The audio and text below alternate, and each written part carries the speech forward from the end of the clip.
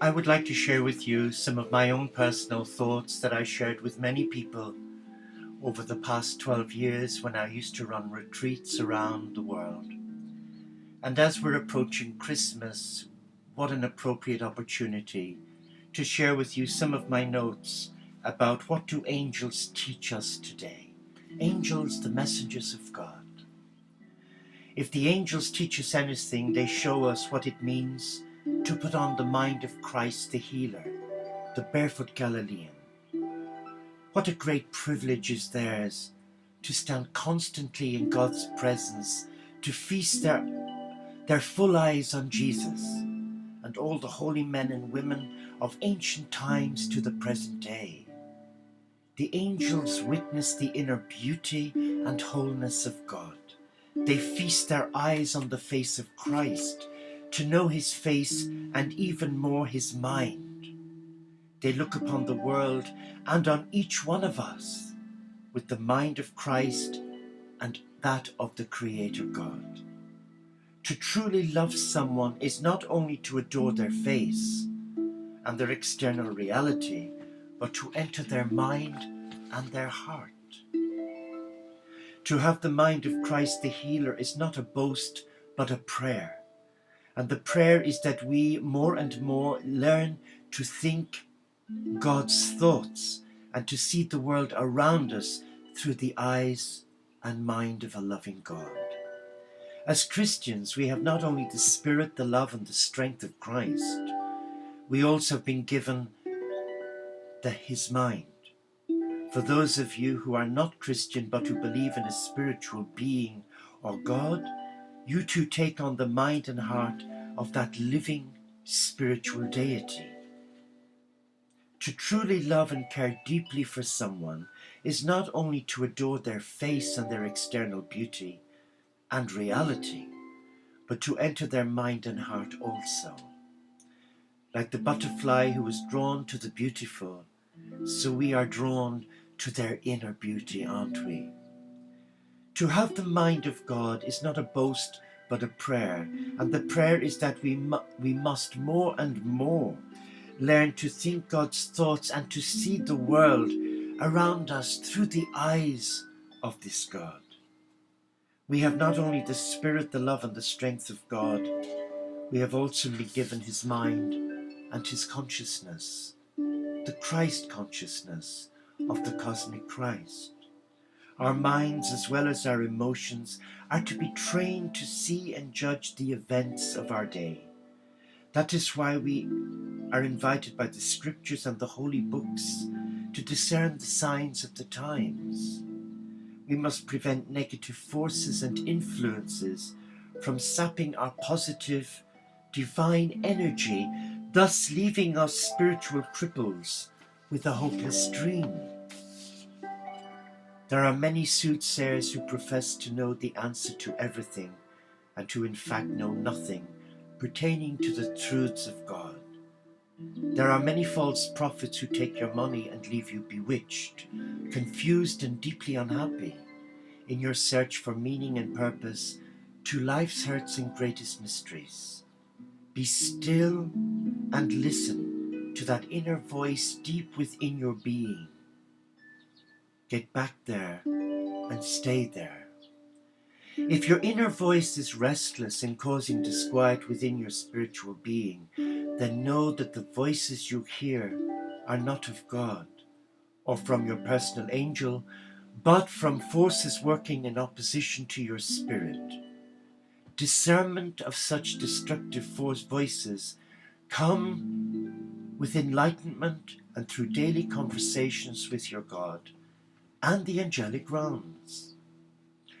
These voices are from a place we call the dark side, or that place where only conflict and chaos thrives, leading to your ultimate destruction. The spiritual forces that come from the dark side, or opposing factions against God, will try to deceive you by inviting you to follow them and disregard your higher self. The easy way out is often the road to your destruction and downfall.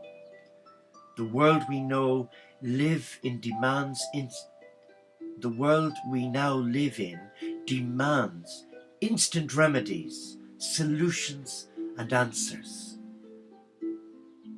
And the procrastinator just thrives on it. It is not modern or fashionable to opt out of mainstream society and live by a unique code of standards that promote inner peace and solace, connecting you with your divine God. It is fashionable to wear the current fashion trends and go with the flow. It is not fashionable to be the odd man out as peer pressure dictates. Take me, for example, wearing this fancy dress outfit, my uniform in God's service. I am odd, and I'm seen as the odd one in the village. But there you have it. There's a price to pay for your uniqueness and following your heart. Silence is the true sister of the divine. It is God who embraces you in love in your silence today, tomorrow, and every day of your entire existence. Your wishes to engage with God and the angelic realms is respected. You can choose to listen or not listen at all. Your free will is acknowledged and at all times respected. When we reflect on God's beauty as evident in the landscapes, art, music, poetry, architecture, we take on a different vision of our spiritual legacy handed down to us from our ancestors.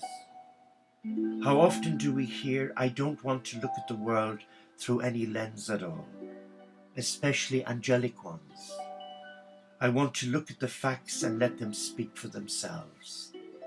This is the great heresy of our times, the myth of objectivity, the belief that the factors of life around us need no interpretation.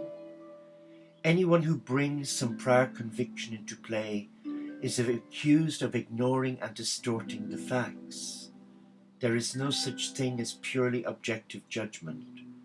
We all bring some lens through which to see the facts. The angels have much to teach us. They offer us ways of looking God, Christ, the prophets, holy men and women who have inspired our faith journey as light workers and at the world. The angels teach us about simplicity, about delighting in God's presence, responding to the question, who was the greatest? Jesus called a child, whom he put among them and said, truly I tell you, unless you change and become like children, you will never enter the kingdom of heaven. Whoever becomes humble like this child is the greatest in the kingdom of heaven. And whoever welcomes one such child in my name welcomes me. Take care that you do not despise one of these little ones, for I tell you, in heaven, their angels continually see the face of my Father in heaven. St. Augustine captured this well when he said, it was pride that changed angels into devils. It is humility that makes men angels. Children and angels know how to delight and how to rejoice. In the midst of our busy lives, I fear we have lost the art of delighting and rejoicing. How often do we focus on our disappointments rather than on our delights? And here, my brothers and sisters, I ask you to come back into your heart. The angels invite us to become angels and messengers for one another, for what is ultimately their role. To be messengers bearers of words of consolation, hope, peace, joy, protection, and liberation. To remind others of the beauty and consolation of God's presence. To invite us more deeply into the mystery of God.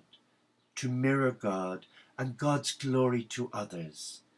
To gently lead others to God. To gently influence us to become angels of light, healing, and love to others in need of God's healing touch today. Angels show us how we can touch the hearts and mindsets of others by allowing angelic love, light, and blessing from God to nurture our heart and inspire that heart for us to reach out and allow God to the angelic realm not only touch my life, but touch another and empower them to embrace all that is the I Am Presence. Angels have a lot to teach us, but are we willing to listen? Peace.